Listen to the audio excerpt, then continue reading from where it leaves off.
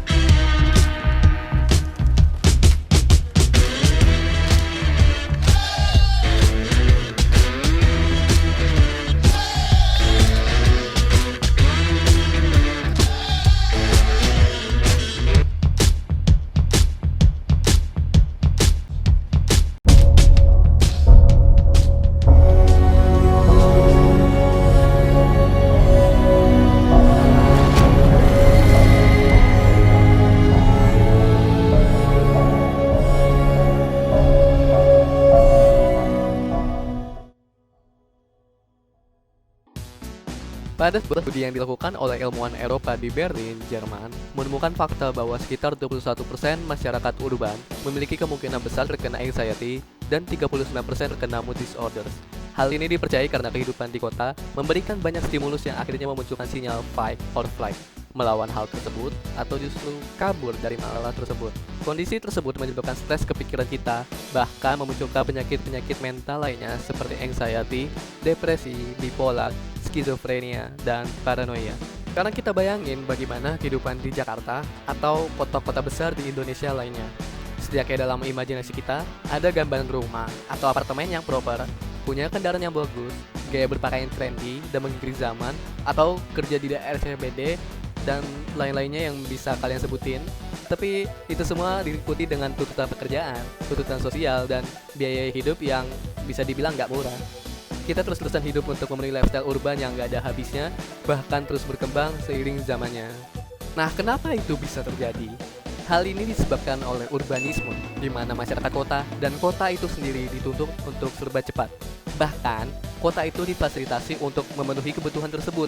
Banyak kendaraan, transportasi umum, internet yang cepat, handphone, laptop, komputer yang canggih, akses pendidikan, kesehatan, pusat bisnis, pusat hiburan, pusat pemerintahan, dan pusat kebudayaan.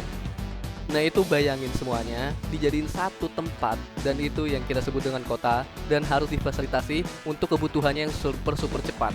Yang namanya kota itu gak bisa terjadi dalam satu malam.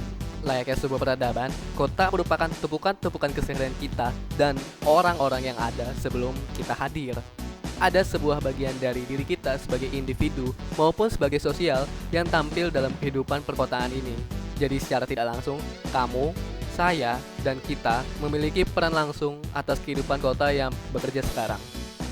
Dan juga kapitalisme. Ya, kapitalisme memiliki peran andil dalam permasalahan ini. Perkenalkan Henry Lefebvre, seorang sosiolog dan filsuf Marxis berkebangsaan Prancis yang sangat kritis akan kehidupan perkotaan. Ia melihat kehidupan sehari-hari kita di kota sebagai sesuatu yang holistik atau secara keseluruhan. Tidak bisa kita melihat secara parsial saja, melainkan kita harus kritis terhadap apa yang kita alami tiap harinya di kota. Lefebvre pun mengatakan, kehidupan sehari-hari sangatlah berharga, karena hal itu adalah sesuatu yang rapuh. Kita harus menghidupi itu secara penuh sebagai sesuatu yang bisa merasakan. Sebagai laki-laki dan perempuan yang penuh, mengarahkan takdir kita yang sangat terbatas sebelum semuanya terlambat. Oleh karena itu, nggak usah berlama-lama lagi, mari kita bahas bagaimana sistematika pemikiran dari Henry Lefebvre.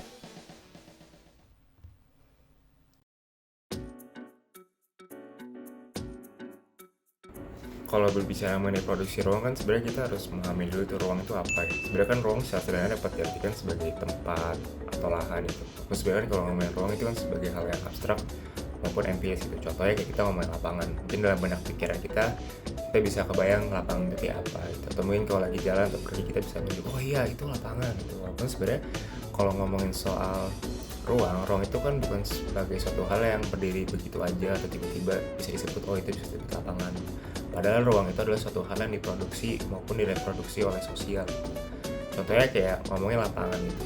Lapangan itu nggak tiba-tiba kita bisa bilang oh itu lapangan. Padahal di dalam itu sebenarnya ada relasi sosial. Kayak contohnya lapangannya itu dibuat oleh orang dari bahan aspal gitu, atau mungkin lapangannya itu dibentuknya luas sengaja agar bisa dipakai orang-orang untuk bermain bola atau untuk parkir gitu. Sebenarnya kan makanya hal tersebut yang bisa dibilang kenapa ruang itu adalah hal yang diproduksi maupun direproduksi oleh sosial gitu. Bahkan dari hal tersebut kita dapat mengkategorikan tempat gitu. Contohnya deh kayak KFC, CFC, McD itu kan sebenarnya tempat yang menjual ayam gitu. Walaupun sebenarnya terdapat perbedaan di dalamnya yang sebenarnya itu kan dibentuk oleh kita sendiri gitu, karena ada relasi sosial di dalamnya. Jadi walaupun sama-sama menjual ayam tapi terdapat citra yang berbeda di dalamnya, karena sebenarnya ruang itu adalah suatu hal yang terdapat relasi sosial di dalamnya.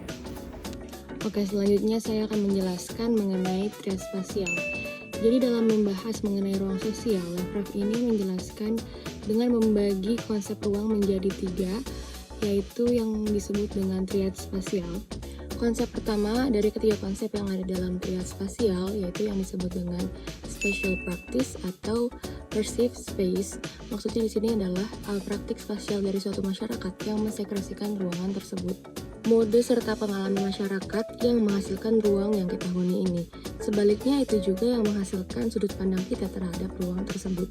Contohnya ketika kita melihat sebuah gedung sekolah yang walaupun gedung itu sedang kosong tanpa ada murid berkeliaran ataupun guru yang mengajar dalamnya, kita mampu mengenali gedung tersebut sebagai sekolah, tetap sekolah karena kita memiliki pengalaman kita sendiri dan pengetahuan yang memampukan kita menilai gedung tersebut sebagai sekolah. Jadi, kita melihat gedung tersebut berdasarkan cara serta pengalaman yang kita sudah miliki. Karena kita sudah mengetahui bahwa gedung tersebut digunakan sebagai wahana pendidikan, kita langsung mengetahui bahwa gedung tersebut dengan desain tertentu misalnya merupakan sebuah gedung yang digunakan sebagai sekolah. Konsep kedua dari trias spasial yaitu yang disebut dengan conceived space atau representation of space. Di sini maksudnya merujuk kepada bagaimana masing-masing individu dengan latar belakang yang berbeda memandang suatu ruang tertentu dengan cara yang berbeda juga. Nah, di sini Lavrov mengatakan contoh ruang bagi saintis ataupun ruang bagi urbanis, ruang bagi insinyur dan berbagai lainnya, masing-masing mengidentifikasi apa yang dirasakan dengan apa yang terkandung di dalam diri masing-masing individu tersebut. Selain itu, jenis ruang satu ini juga berkaitan dengan sifat-sifat fisik yang ada di dalam suatu lokasi. Sifat fisik ruang ini mempengaruhi bagaimana kita mengalami ruang tersebut, tetapi hanya dalam hubungannya dengan persepsi kita sendiri terhadap ruang tersebut. Nah, konsep yang terakhir adalah representational space atau live space, yaitu ruang yang kita hidupi, yang mana merupakan gabungan dari conceived space maupun perceived space. Ruang yang dihidupi menyangkut bagaimana manusia menggunakan ruang, dan yang paling penting memperbaiki serta menggunakan ruang untuk penggunaan mereka sendiri.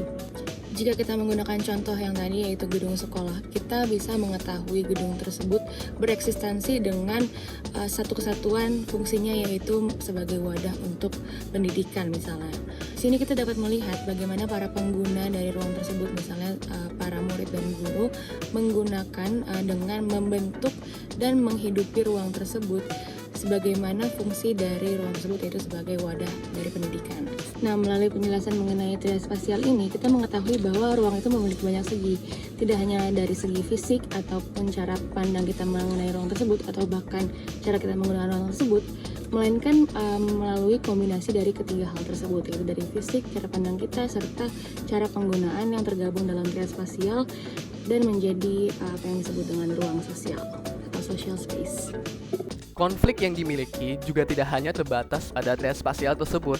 Memang, trias spasial adalah sesuatu yang bersifat dialektis dan memiliki tegangan antara satu dan lainnya. Khususnya pada bagian bagaimana ruang tersebut direpresentasikan secara fisik dan mental dengan dibandingkan aktivitas masyarakat yang menghidupi ruang tersebut secara keseluruhan. Sekarang kita ambil satu contoh aja. Bayangin mall besar yang ada di Jakarta. Kemungkinan besar orang-orang yang mengunjungi mall itu adalah orang yang memenuhi keperluan bisnisnya atau untuk memenuhi kesenangan mereka semata. Namun kalau kita lihat lebih jauh lagi, kalau petugas-petugas yang bekerja di sana, mereka tuh nggak gunain mall itu secara penuh, beberapa fasilitas saja yang mereka pakai. Mereka bahkan nyari makan atau ngopi itu di warteg atau di Starbucks keliling di sekitar mall tersebut. Nah, contoh tadi itu bisa kita lihat bahwa perebutan akan produksi dan reproduksi sebuah ruang seperti sebuah kompetisi atas hegemoni. Konflik antara kapitalisme dan juga orang-orang yang menghidupi sebuah ruang menunjukkan bahwa ruang tersebut diolah sebagai sesuatu yang tidak representatif. Ini contohnya ada banyak banget, bervariasi malah, dan juga masuk ke seluruh lapisan masyarakat yang hidup di perkotaan. Sebelumnya, udah dijelasin bahwa ruang adalah suatu produk sosial, diproduksi dan direproduksi juga oleh sosial. Namun, bukan hanya sosial saja yang mampu melakukan hal tersebut, kapitalisme pun bahkan lebih dari bisa. Nah, kritik tentang kapitalisme mengenai produksi dan reproduksi sebuah produk bisa kita telisik lagi dari Papa Marx, khususnya tentang fetish. Dalam produksi atau reproduksi sesuatu, mereka menambahkan sebuah magis dengan pengetahuan-pengetahuan yang mereka miliki, lalu mereka modifikasi dan tambahkan ke suatu produk yang mereka ciptakan agar valuasi akan sebuah produk meningkat. Begitupun dengan ruang yang mereka produksi. Sekarang kita lihat salah satu contohnya. Bagaimana bisa ada embel-embel pemukiman kumuh, kotor, dan juga rawan kriminalitas. Lalu, ada embel-embel pemukiman yang aman, nyaman, dan mewah. Pamflet, brosur, iklan, dan billboard tentang pemukiman atau apartemen mewah, nyaman, aman, itu tersebar di semua jalan yang dilewati oleh masyarakat kota. Mereka menambahkan valuasi atas ruang yang mereka ciptakan dengan gimmick atau embel-embel tersebut. Dan boom! Harganya termahal sedunia. Kita juga tergiur dan ngerasa bahwa tempat tinggal kita saat ini adalah hal yang tidak layak ditempati dan menginginkan tinggal sesuai apa ilusi yang dibuat oleh mereka. Valuasi ini gak cuma dalam konteks pemukiman mahal aja. Kalian bisa telah pelan-pelan lagi di sekitar kalian. Kira-kira, apalagi ilusi yang dibuat oleh kapitalisme tentang gaya hidup urban atau perkotaan. Coba kalian cek satu-satu. Tapi, setidaknya, itulah cara kerja ilusi yang dibuat oleh kapitalisme, yaitu ilusi urbanisme. Nah, kalau ngomongin soal kota, sebenarnya pernah nggak sih kita main game SimCity? Mungkin sebagian dari kita ada yang main SimCity dan saya sendiri pun juga main SimCity. Mungkin kan seru ya main SimCity gitu, kita bisa membangun kota gitu. Dan walaupun sebenarnya kan sulit juga ya ternyata bikin kota gitu, walaupun kayak kita bisa pindahin bangunan A, bisa ngancurin atau kayak bikin kota sesuai dengan preferensi pribadi kita gitu. Jadi kayak di game SimCity kan kita sebagai pemerintah maupun sebagai developer yang mempunyai hak dan kuasa untuk membangun dan menata suatu kota gitu. Tapi pernah nggak sih kita tuh dengar mengenai hak atas kota gitu? Sebenarnya apa sih hak atas kota gitu? Jadi kita sebenarnya tuh ketika kita ngomongin hak atas kota, kayak contoh kita individu yang tinggal di kota gitu. Kita tuh nggak cuma bicara kayak oh iya saya dapat fasilitas memadai gitu. Polusi di kota ini rendah gitu. Kita dapat gunakan akses yang ada gitu. Sebenarnya enggak gitu. Kalau sebenarnya hak atas kota itu terbagi atas dua gitu.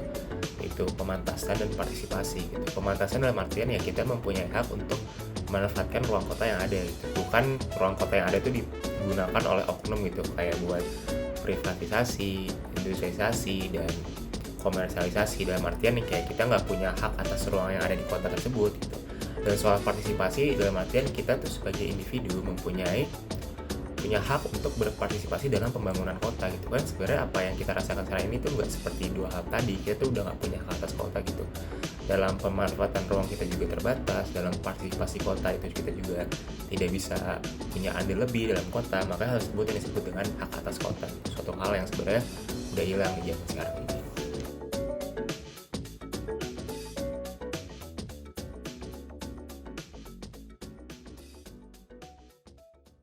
Aku ingin pindah ke Mekarta.